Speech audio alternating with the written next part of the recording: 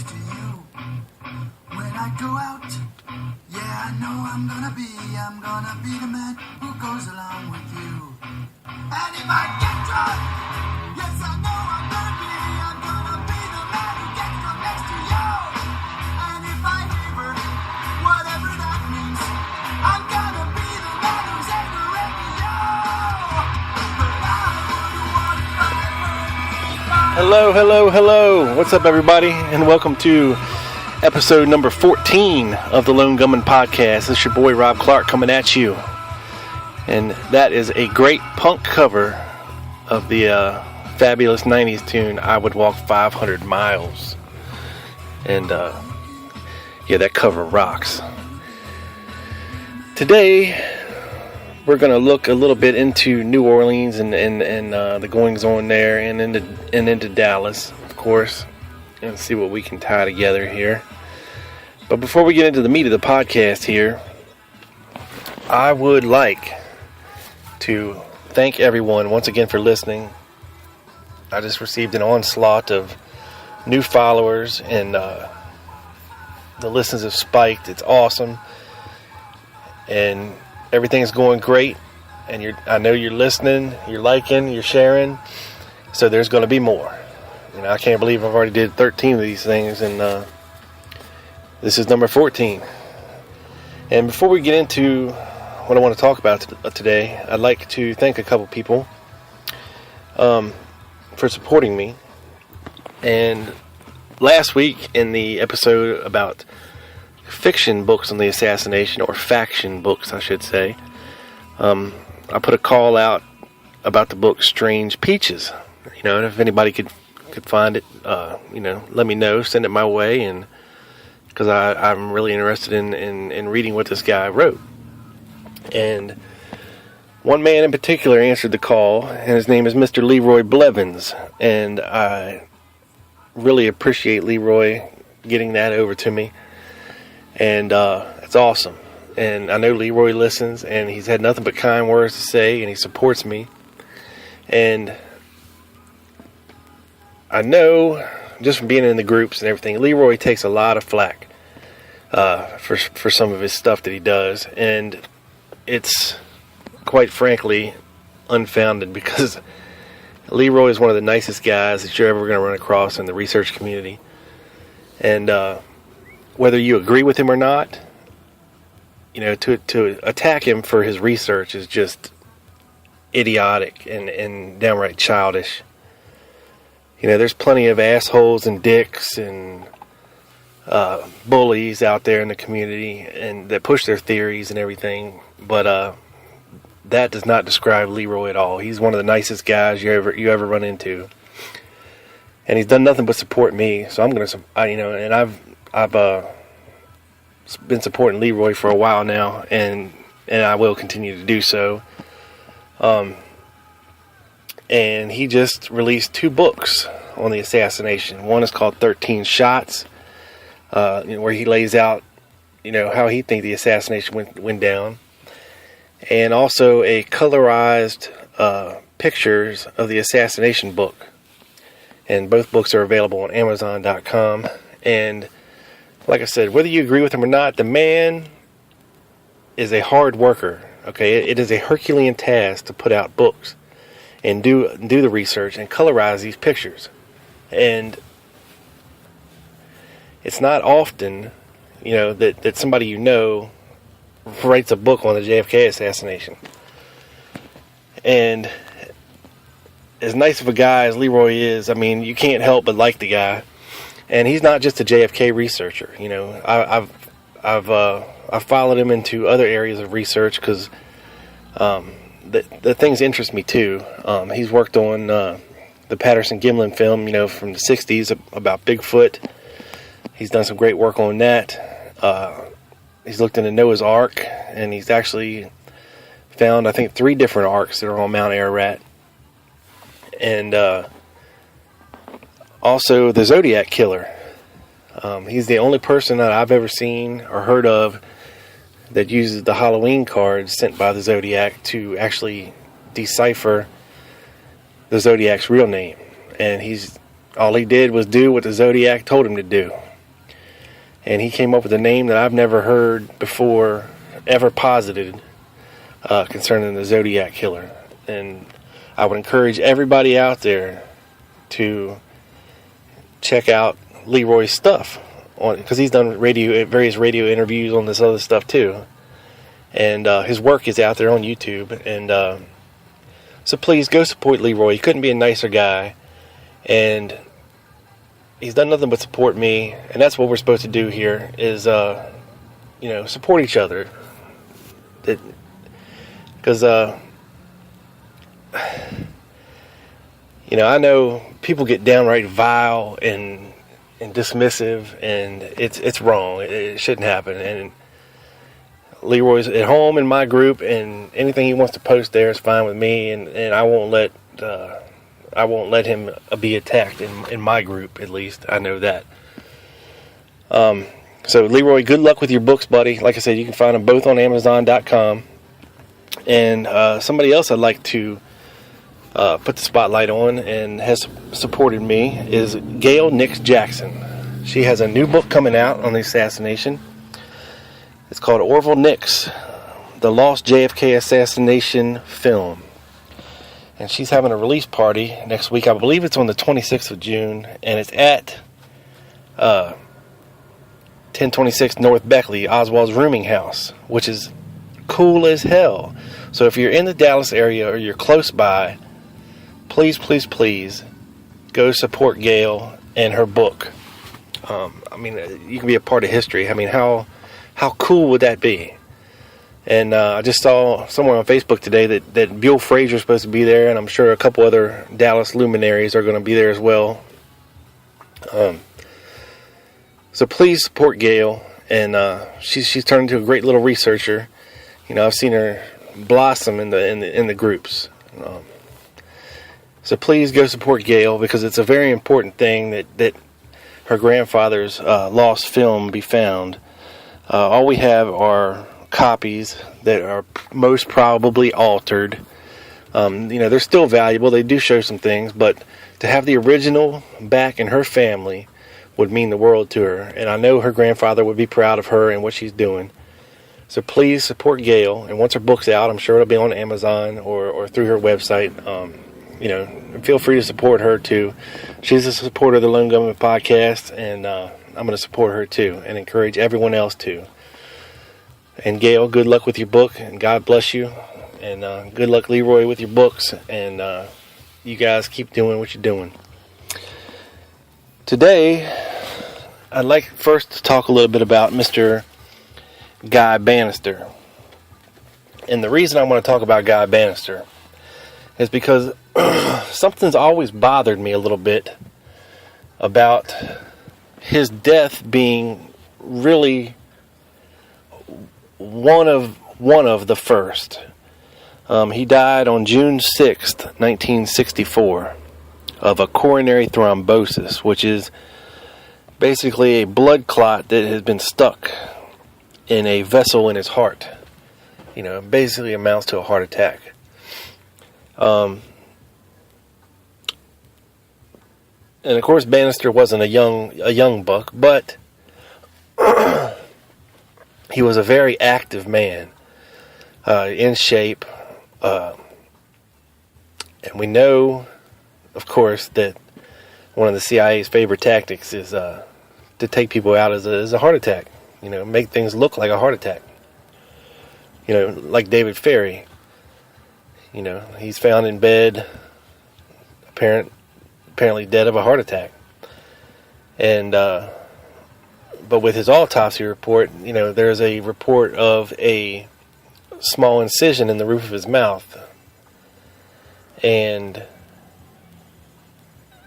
of course, if you follow the trajectory from the roof of your mouth straight up, you're going to get into your brain. And probably not going to leave a lot of blood, a lot of traces. It's a very easy way or a creative way to kill somebody, because that part of the mouth is not really visible, unless you're really closely inspecting things. And as far as I know, we don't have an autopsy report on Guy Banister. So of course there may have been, needle marks or puncture marks, but we really don't know. And it's just suspicious that as much as Guy Banister's fingerprints are all over New Orleans and all over Lee Harvey Oswald, that he's one of the first to die. Because, excuse me, and, surrounding the assassination, and, people know that this Warren Commission is coming, and there's an investigation coming, and people are going to be talked to, that the people that knew the most, or knew things they shouldn't have known, or were talking about things they shouldn't be talking about, were taken out. It's quite evident surrounding this case. Everywhere you look, people have done these lists, of 100 plus witnesses surrounding the case that died under mysterious circumstances. And the odds don't lie. That just doesn't happen normally. So I've always been a little suspect of Guy Banister. Excuse me. This guy had his fingers in a lot of pies, and I don't mean the good kind of pies. He had ties to the Minutemen, the John Birch Society, which pops up again as being connected to General Walker and Lauren Hall and all those guys. The Louisiana Committee on Un-American Activities, and he published the Louisiana Intelligence Digest. Okay. And he also worked closely with the Cuban Democratic Revolutionary Front, the Anti-Communist League of the Caribbean, Friends of Democratic Cuba Committee, and he was a key government liaison for sponsored anti-communist activities in Latin America. Now, what all that means is this guy hated commies, okay? And he hunted them down, and he liked to out them. And he liked to report his findings back to the FBI. Okay, because before he was in New Orleans as a private investigator, he was in the FBI for 20 years. He joined the FBI in 1934, which is very early in its inception, and he knew Hoover personally. He was present for the killing of John Dillinger, and he was the SAIC, which is Special Agent in Charge of Chicago, before he retired. And so he was very entrenched in FBI and FBI lore. And, of course, being in Chicago, he would have likely known a lot of the mafia ties of Chicago, being the Special Agent in Charge of the FBI in Chicago. And, of course, we time to the Fair Play for Cuba Committee, because in New Orleans, the Newman Building, which is what it was called, there at 531 Lafayette Street, which is where Guy Banister's office was. Well, the same building, just around the corner, had a different address, leading to a different door of the building at 544 Camp Street, which we know was stamped on Oswald's flyers. Now, after Banister's death, his wife and his secretary, Delphine Roberts, would both testify. Well, actually, Delphine Roberts would testify to seeing Oswald in the building and him being an associate of Banister's, and also seeing Fair Play for Cuba Committee flyers in the building, and said that Oswald had an office on the second floor of the building. And his wife, Banister's wife, after his death, got a lot of his files and everything, and there was a lot of Cuban activities and Fair Play for Cuba Committee flyers in his belongings as well.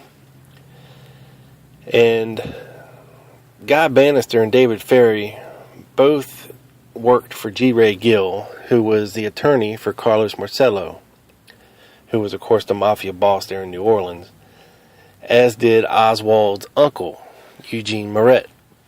Okay, so it's very likely, that all these guys knew each other and worked together. And the Newman Building is actually very close to a lot of other buildings in New Orleans, including the FBI offices, the ONI offices, the CIA offices, Riley Coffee Company, the Trade Mart. It was all within walking distance of each other. So Banister's office was like right smack dab in the middle of everything going on in New Orleans at the time. And of course we know that David Ferry knew Lee Harvey Oswald from their time in the Civil Air Patrol, of course.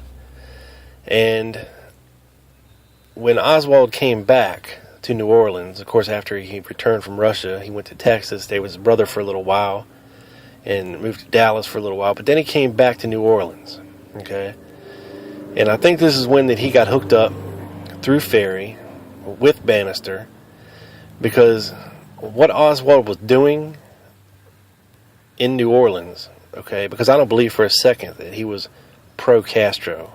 I don't believe he was a communist lover either.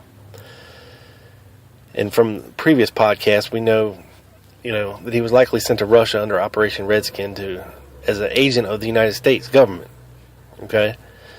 So on his return, he had the perfect pedigree, or should I say the perfect cover, to do a lot of these, to really get deep and go be above and beyond for Guy Banister to out some of these communists.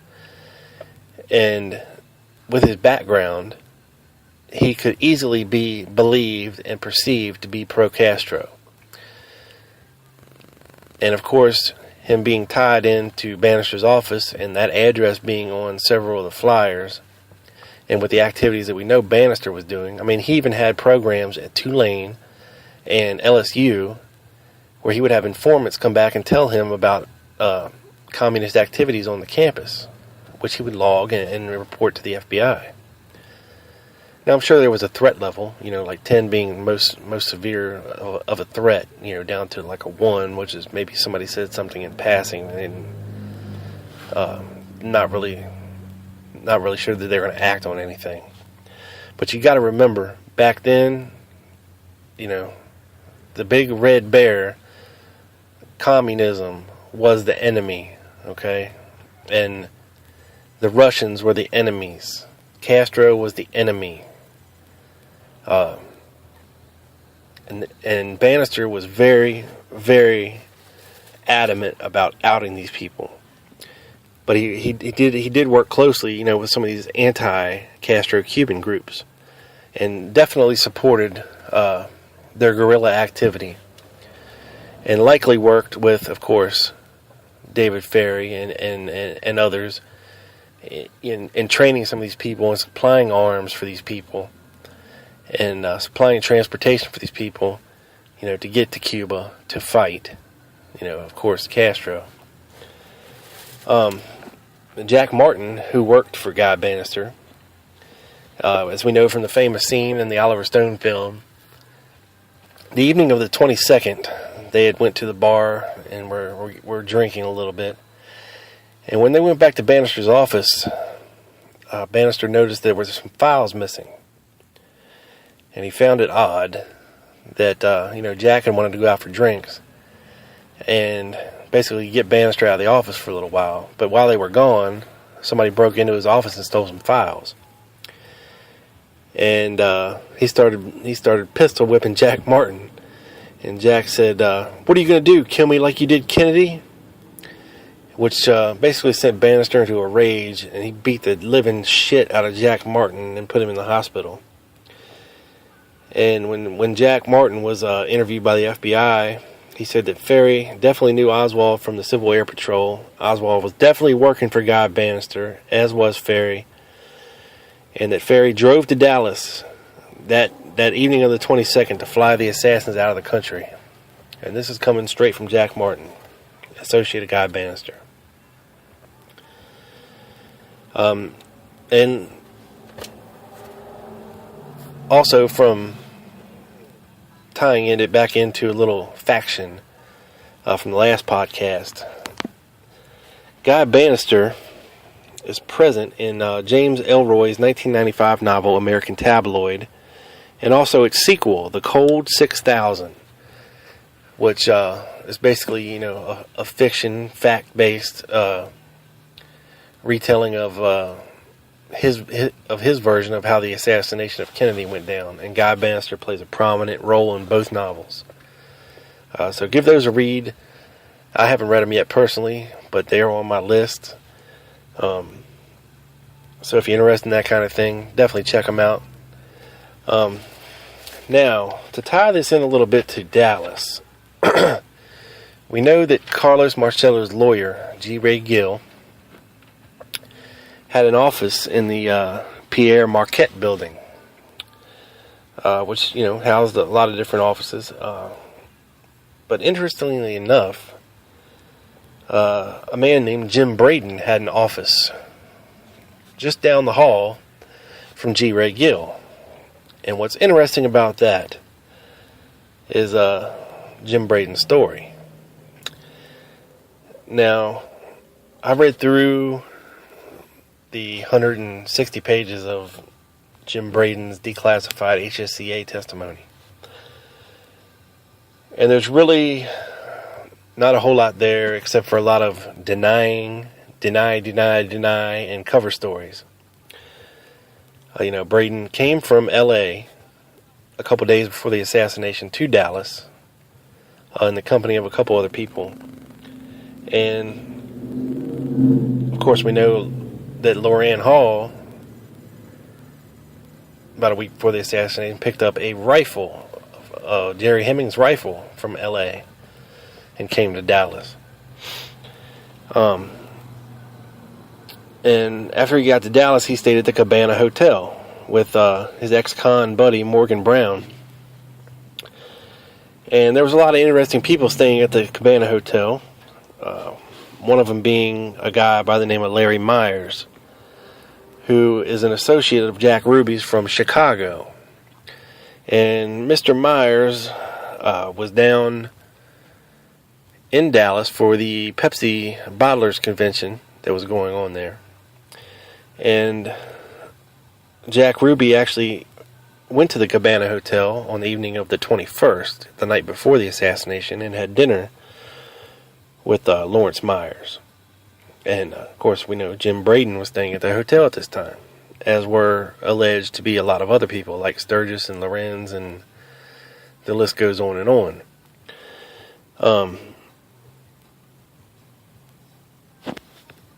And what's interesting is David Ferry had called Larry Myers the day Oswald left for Mexico. And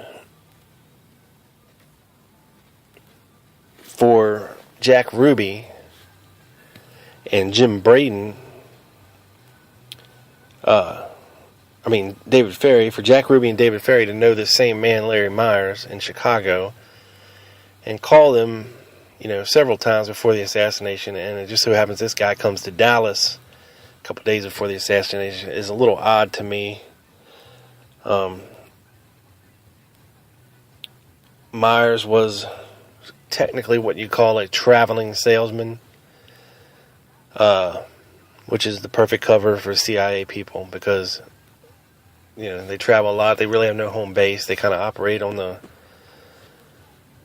fringes and can basically come and go as they please, wherever they please, and aren't really suspicious. Jim Braden is also alleged to be the courier between Trafficante, Marcello, Giancana, and Meyer Lansky. As in, if these guys needed to communicate off the grid, they would do it through Jim Braden, who would personally courier letters, guns, drugs, anything at all, anything illegal, they would get him to do it. So, that tells you right there that they have a lot of trust in this man, Jim Braden. And, of course, Jim Braden is an ex-con. He had a lot of arrests throughout his life. And he pops up in a lot of places. He's got ties to, of course, Chicago, L.A., Dallas, New Orleans, Miami, Atlanta. He's all over the place. And at the right time. He was also about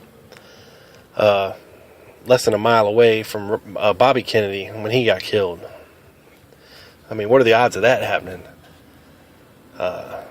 he's less than a mile away from JFK, supposedly, when he's killed, and he's less than a mile away from Bobby Kennedy when he's killed, in 2 different states and 2 different cities, separated by thousands of miles and many years. I mean, the odds of that are pretty astounding.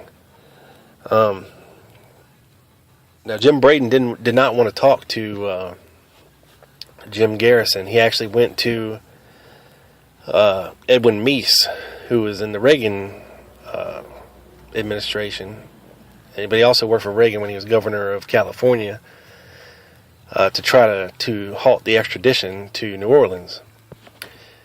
But he ended up going anyway, and he didn't actually end up, in the court, but he did talk to and was deposed by Jim Garrison. And he said a couple interesting things to Garrison, such as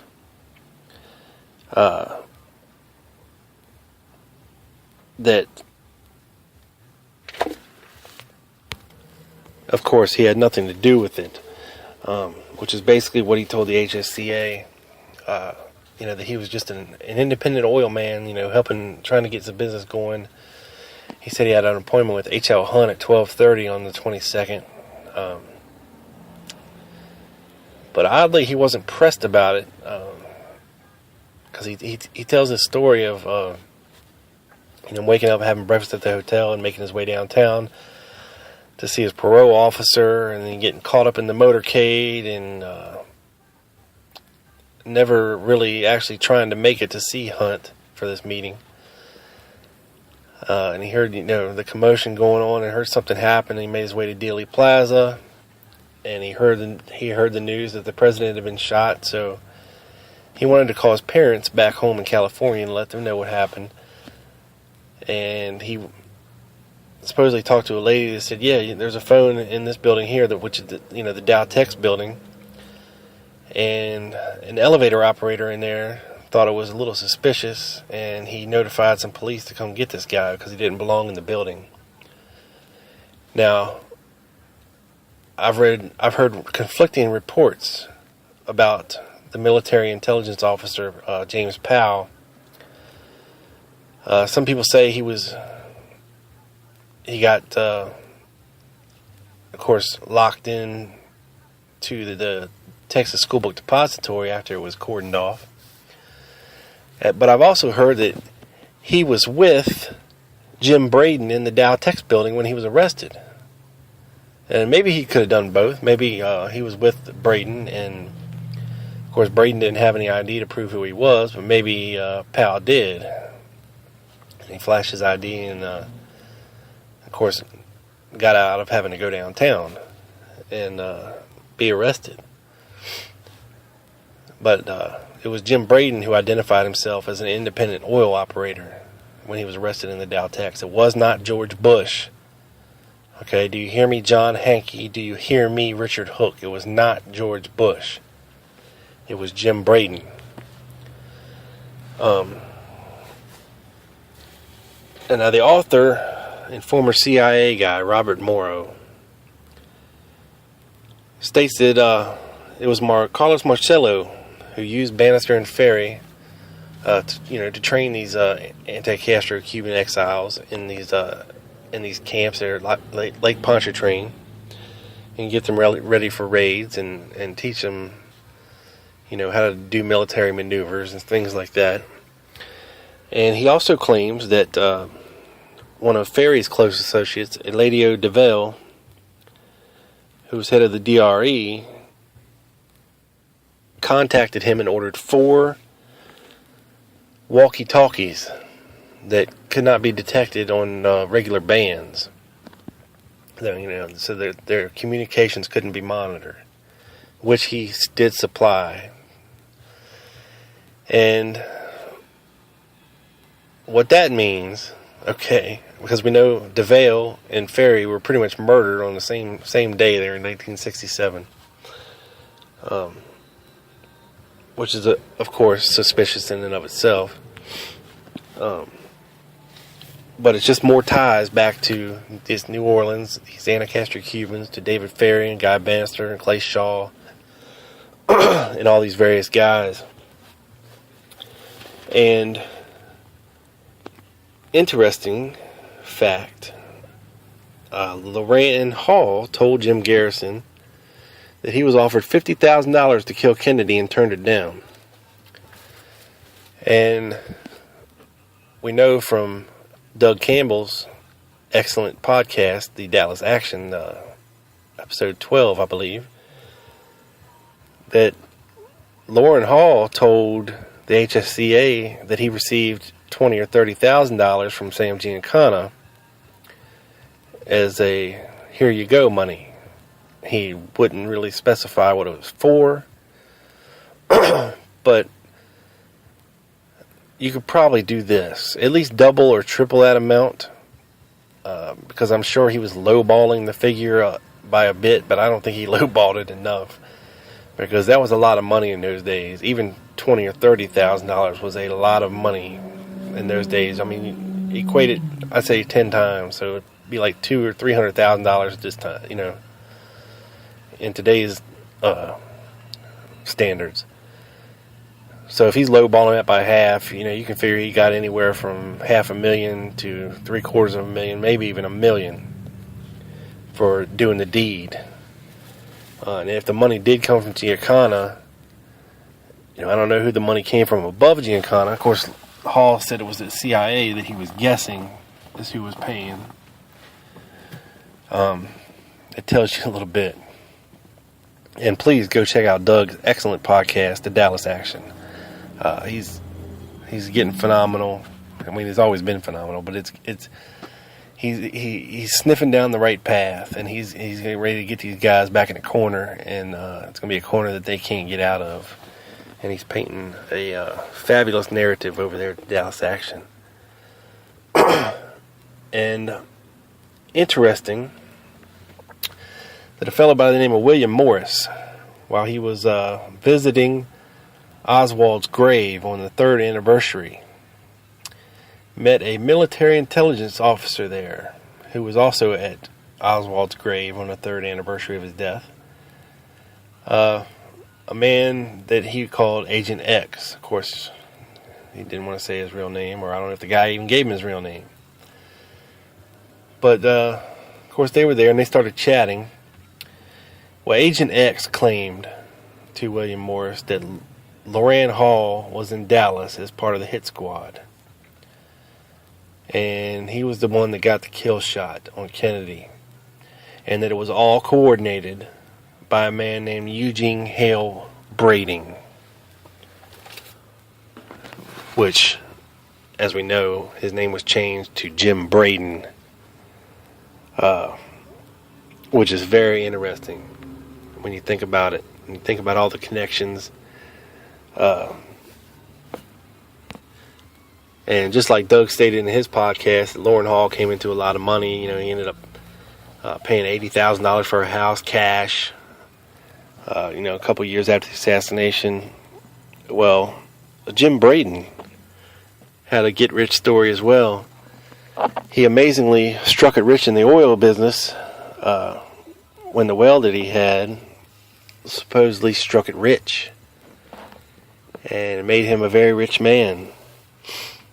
And his story was, of course, was told in this book in the early 70s. And the reason that he wanted to appear before the HSCA was to, quote, clear his name and any involvement he may have had in the Kennedy assassination. Because too many people were tying him to it, and he wanted to set the record straight according to him. But if you ask me, people, this guy was key. Okay? It ties him in with knowing, of course, Guy Banister and Jack Ruby and all these people and you've heard of, and the mafia guys and these mercenaries with Interpen and these Cuban exiles, and it just all adds up into a real pretty picture, because a lot of people have been trying to figure this thing out for a long time. And a lot of researchers, like Doug says, outrun the evidence. But when you strip all the horse shit and all the speculation and all the fantasies, you get down to a bare bones picture of exactly how this thing happened and how it went down and who was involved and why they were involved in it. And Kennedy's stance on communism was very soft, especially after the Bay of Pigs and not wanting to invade Cuba, and in his relationship with Russia. He was viewed by these generals as being very, very soft on communism, and these generals back then were, of course, pushing the whole communist agenda. That's the boogeyman. That's the people we got to be worried about. That's the people we got to be scared of. They're the enemy. We need to kill them at all costs before they get us, type of thing. And Kennedy just wasn't buying it, and he didn't believe that at all. And when you dig a little deeper, the same names keep popping up. The same names, And I believe it trickled down from these generals, down through military intelligence, which of course had ties with the ONI and CIA, and which trickled down out into the mafia. And because if you're going to hit the President of the United States, if you're going to kill him, it's very likely you're not going to use your own guys. You're going to have plausible deniability. If anybody was to get caught, if anything went wrong, it had to be able to be blamed on somebody else, some other faction, in case your plans fell apart, to make Lee Harvey Oswald the patsy. And I'm not saying Oswald was innocent in all this.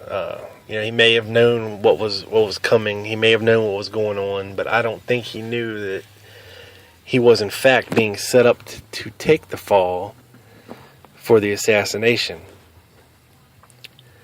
And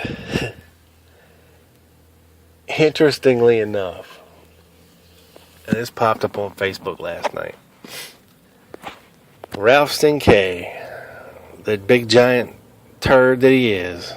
Of course, he's well noted for his Oswald in the doorway theory that's been debunked 20 ways from Sunday for the past 50 years. Actually got caught red-handed, blatantly stealing another researcher's work and claiming it as his own.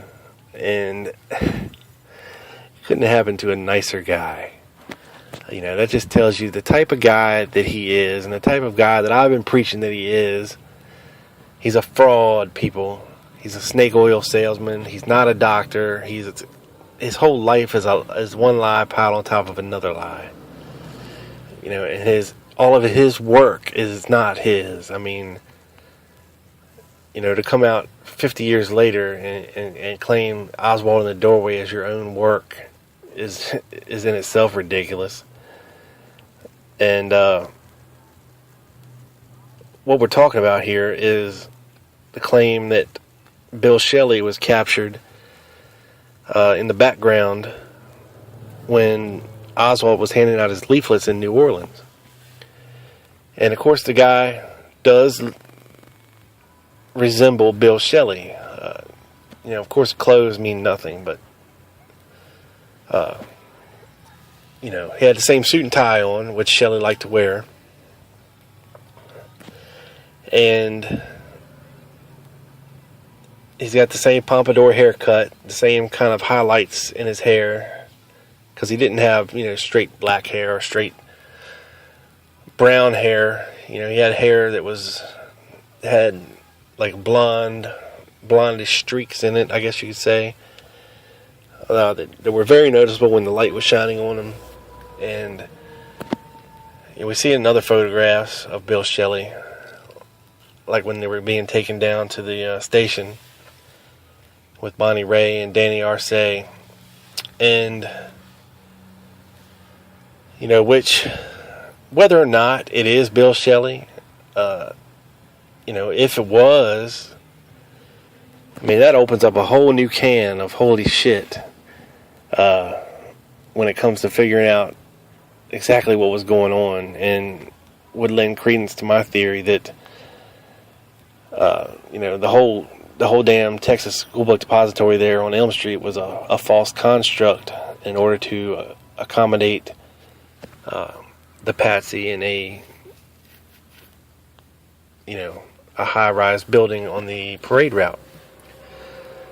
Because it always seemed a little odd to me, of course, that the TSBD moved part of their operation over to this Elm Street building in August of 1963. And really, the only two people doing most of the work there were Buell Frazier and Lee Oswald. The rest of the people you hear about there, like Jack Doherty and Billy Lovelady and Charles Gibbons and all them, they were working on replacing the floors, in the TSBD. They weren't really doing a lot of work when it pertains to the book part of it. That was mostly Frazier and Oswald, who were relatively new hires. Frazier was hired at the beginning of July, September, around September 9th. About 6 weeks before Oswald was hired. And we know from reports that the TSBD had laid a lot of people off. And you'd think that they would get their jobs back before they would hire new people. But that wasn't the case. And it's just all real interesting. Of course, Shelley was in in World War II and I think in Korea. And when he left, he went to work for the defense industry and was very possibly CIA. And I know he started working for the TSBD in the late 40s. And, it's hard to imagine that, of course, this wasn't planned since the late 40s, because that would be ridiculous. But to be called back into action for something else maybe that was convenient, I mean, for that to be Shelley in New Orleans would be a major, major, major coup. And I'm not saying that the picture proves anything one way or the other, but I'm just saying it would be cool and amazing and crazy if it was true. But the point of this was to tell you that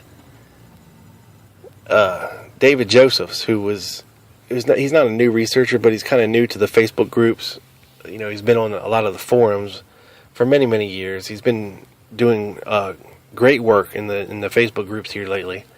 He's an injection of fresh ideas and new perspectives, and I love it. And he's a nice guy. And he is the one that I saw the collage from first. And then miraculously, a couple days later, Ralph C.K. wants to claim it as his own on his blog and in every Facebook group he's part of. And he even states on his blog that I found it. And I'm going to post all of this stuff up on the Facebook page so you can see it with your own eyes and judge for yourself the character of this piece of crap C.K. But that is about going to do it for today. So please, please, please check out my buddy Doug's podcast, The Dallas Action. Okay? And we're going to have a couple new things planned for you here real soon.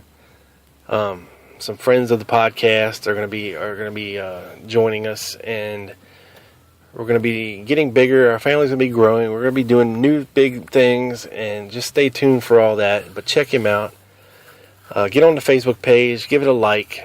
That's where you're going to find everything we talk about here in the podcast. And like I said before, I streamlined the Spreaker page, so everything's easy to find. Just click on my info, and the Facebook page link's right there. You can email me. The Gmail link is right there. Let me know how it's going, what's up. And thank you again for listening.